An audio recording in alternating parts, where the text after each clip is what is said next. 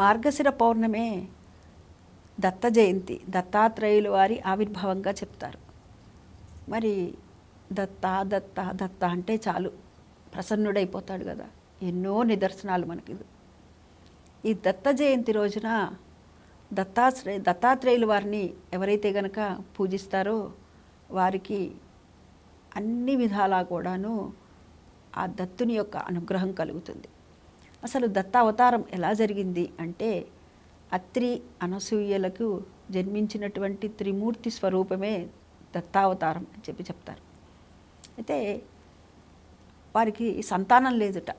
సంతానం లేకపోతే అనసూయమ్మ ఆమె పాతివ్రత్య మహిమ చేత త్రిమూర్తుల దగ్గర నుంచి కూడాను వరం పొందారు. ఆవిడ వరం పొంది త్రిమూర్తుల్ని అడుగుతుంది, మీలాగే ముగ్గురు కూడాను నాకు పుత్రులు కావాలి అని చెప్పి అడుగుతుంది.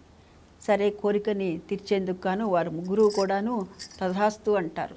కానీ ఈ ముగ్గురు తథాస్తు అన్నారు, కానీ ముగ్గురమ్మల దగ్గరికి వచ్చేసరికి ముగ్గురమ్మలు అన్నారట, ఈ విధంగా వెనువెంటనే కోరికలు తీర్చేయకూడదు, ఆ భక్తిని ఇంకా కొంచెం పరీక్షించాలని అనుకున్నారట. అనుకున్న తరుణంలో అప్పుడు మీరు ముగ్గురు కూడాను ఈ విధంగా వెళ్ళిపోయి వారికి పుత్రులుగా అవ్వటం కాదు, మీరు రూపం మార్చండి అంటే, ఆ తర్వాత ఆ త్రిమూర్తులు ముగ్గురు కూడాను ముగ్గురు సన్యాసుల్లాగా వస్తారట. వచ్చి అక్కడ ఆమె దగ్గరికి ఆతిథ్యం కోసమని వారింటికి రావటం జరుగుతుందట. అలాగే రండి, మాకు ఆతిథ్యం పెట్టమ్మా అని అడిగితే, అలాగే అంతటి మహద్భాగ్యము అని చెప్పి ఆ ముగ్గురికి కూడాను చక్కటిగా సకల మర్యాదలు చేసి అర్ఘ్యపాద్యాదులు ఇచ్చి చక్కటి భోజనంకి ఏర్పాటు చేస్తోందట ఆ తల్లి అనసూయమ్మ. ఏర్పాటు చేస్తున్న తరుణంలో వారు మేము భోజనం చేయాలి అని అంటే నువ్వు వివస్త్రగా మాకు భోజనం వడ్డించాలి అని అడుగుతారట. అడిగితే అప్పుడు ఆవిడ ఆనందంతో తనకున్నటువంటి పాతివ్రత్య మహిమతో ఆ ముగ్గురిని కూడాను త్రిమూర్తులని కూడాను పసిపిల్లల్ని చేసిందట. చేసి తను పాలిచ్చిందట. ఆ విధంగా అప్పుడు ఎప్పుడైతే తన పాతివ్రత్య మహిమ చేత ఆ తర్వాత ఆమె భక్తితో ఆ త్రిమూర్తుల్ని పసిబిడ్డల్ని చేసిందో, అప్పుడు వీరిక్కడే ఉండిపోయారు, పసిపిల్లలుగా ఉన్నారు అని మా నాథులు ఎక్కడున్నారా అని చెప్పి ముగ్గురమ్మలు కూడా వచ్చారట.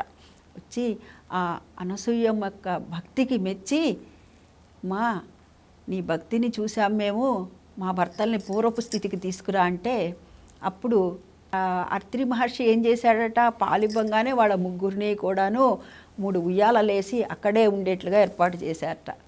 అప్పుడు వాళ్ళ ముగ్గురమ్మలు వచ్చి అడిగిన మీదట తిరిగి వారిని యథాతథంగా త్రిమూర్తులుగానే ఉంచిందిట. అప్పుడు వారి కోరిక ఏమిటి, త్రిమూర్తులు కూడా తమకి బిడ్డలుగా కావాలని కదా. అందుకని 3 ముఖాలు 6 చేతులతో ఉన్నటువంటి త్రిమూర్తి స్వరూపమైనటువంటి దత్తావతారము ఆ రోజునే జరగటం జరిగిందనమాట. అంటే అత్రి అనసూయలకు దత్తుడు త్రిమూర్తి స్వరూపులైనటువంటి త్రిమూర్తులే స్వయంగా వచ్చి వారికి బిడ్డలుగా రావటం జరిగింది. అందుకు ఈ దత్తాత్రేయుడిని ఎవరైతే ఈ రోజున ఆరాధిస్తారో, దత్త వ్రతాలు చేస్తారో, అనఘా వ్రతాలు చేస్తారో, అఘము అంటే పాపము, అనఘము అంటే పాపము లేనటువంటిది, పాపరహితమైనటువంటిది, ఈ దత్తుడిని ఎవరైతే పూజిస్తారో వారికి ఆ దత్తుని యొక్క అనుగ్రహంతో పాటుగా అత్రి అనసూయల యొక్క అనుగ్రహం కూడా కలుగుతుంది. అంటే త్రిమూర్తుల యొక్క అనుగ్రహం కూడా ఈ దత్తాత్రేయుని పూజించడం వల్ల కలుగుతుంది. అంటే సులభంగా పలికేటటువంటి స్వామే దత్తుడు. అందుకనే దత్త దత్త అనగానే దత్తుడు నేనున్నానంటూ వస్తాడు అని చెప్పి, అందుకు ఈ రోజున ఈ మార్గశిర మాసంలో వచ్చేటటువంటి పౌర్ణమినే దత్తాత్రేయ జయంతిగా, దత్త జయంతిగా మనం జరుపుకుంటున్నాము. ఈ రోజున ఎవరైతే గనక దత్తాత్రేయుడిని యథావిధిగా పూజిస్తారో శక్తానుసారంగా వారి యొక్క దత్తుని యొక్క అనుగ్రహం కలుగుతుంది. ఈ కథ ఎవరైతే వింటారో వారికి దత్తుని యొక్క అనుగ్రహం, అత్రి అనసూయల యొక్క అనుగ్రహం కలుగుతుంది. స్వస్తి.